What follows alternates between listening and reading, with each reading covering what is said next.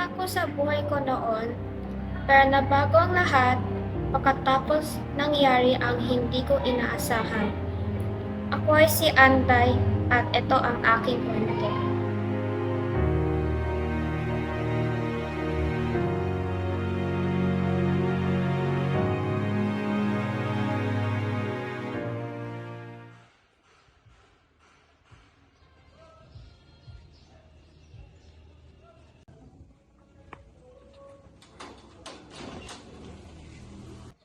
Anday! Ano, Tay? Talagang umalis. Tay, ano po ang nangyayari? Anak, pati ko pa ako. Nabara kang ako, wala na ako pera ka, nabuhayin ka. Ano ang gagawin kung aalis ka? Talagang umalis. Kaya paparating mga kwadya. Hoy, ikaw. Inanaw rasto kita. Dito ka lang.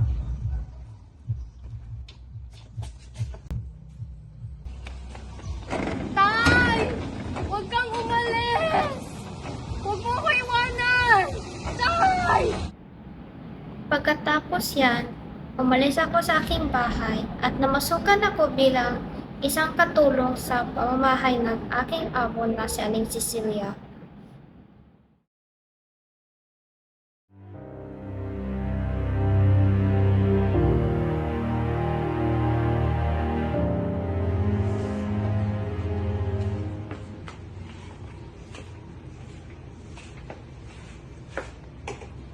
Oh, Anday! Kanina ka ba nanininis? Ito, dinahan kita ng tubig. Salamat po, Aling Cecilia.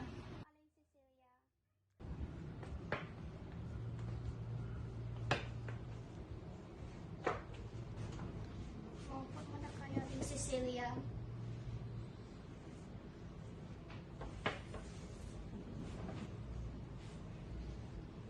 Tama, Anday. Halika na. Salmahin mo ako kumain. Sige po, Aling Cecilia.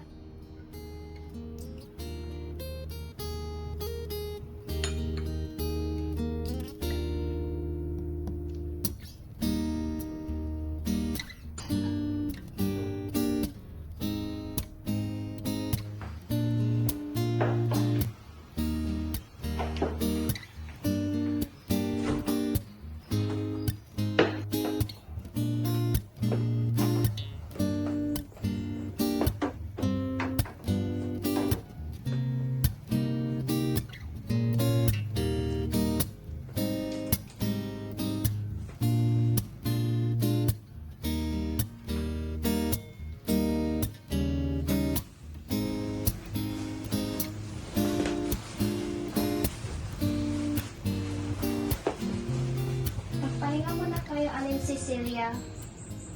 Maraming salamat, Anday.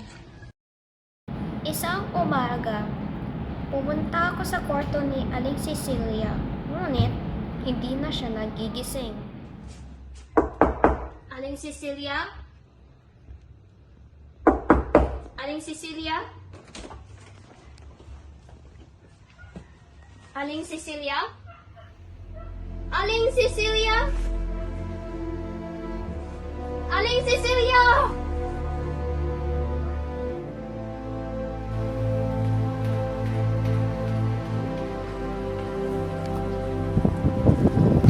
Sa pagpanaw ni Aling Cecilia, kailangan ko maghanap ng bagong mapapasukan.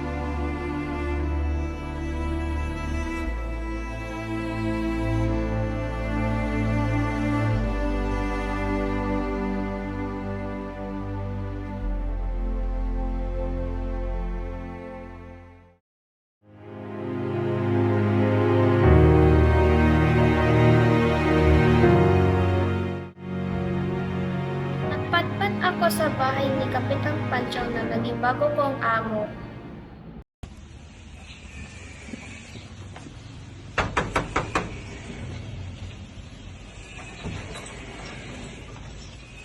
Ikaw ba yung batong mamasukan? Opo, ako po si Anday.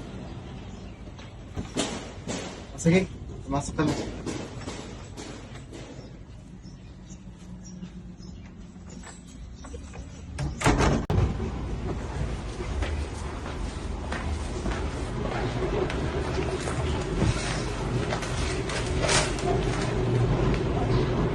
Menang!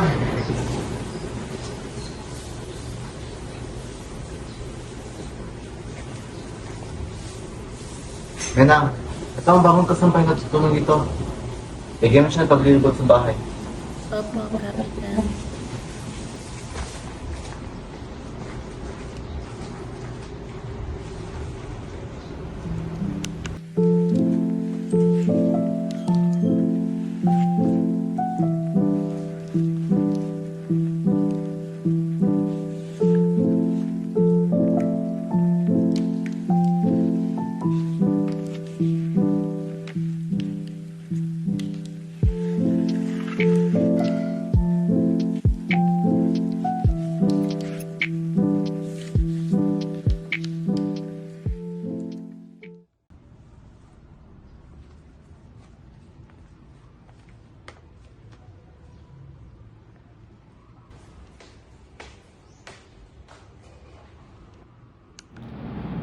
Kailangan mong mag-ingat kay Kapitan. Makalipas ang ilang araw, nakilala ko si Kapitan Panchong. Tapos na ba kayo, Kapitan?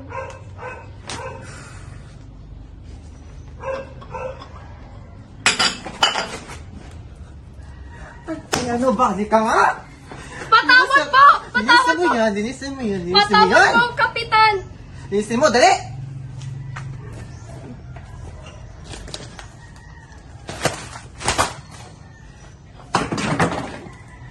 Kainis!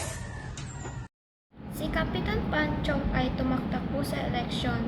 Hawak siya sa ng simbahan at ang mga Espanyol.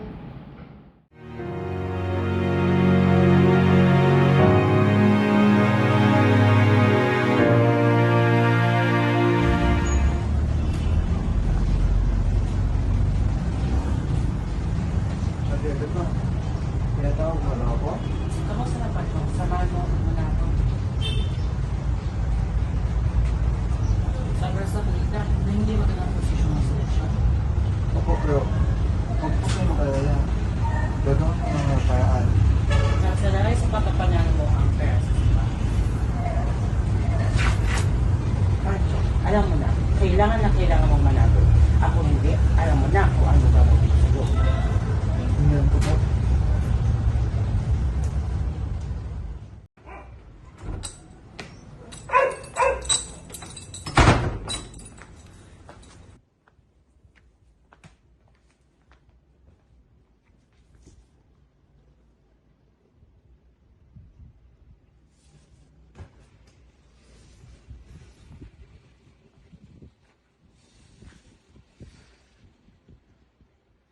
Anday! Di kaya ito, Anday?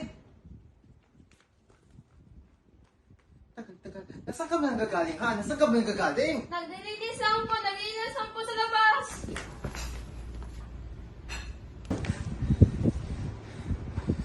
Dami-dami ko ng problema. Ang hina-hina ko ng seleksyon. Nagsabihin na ako ni Padre Agaton, tapos sa'yo, dagdag ka pa, ha? Tumayo ka na dyan. Tayo! Linisin mo lahat to. Wala ka talagang silbi.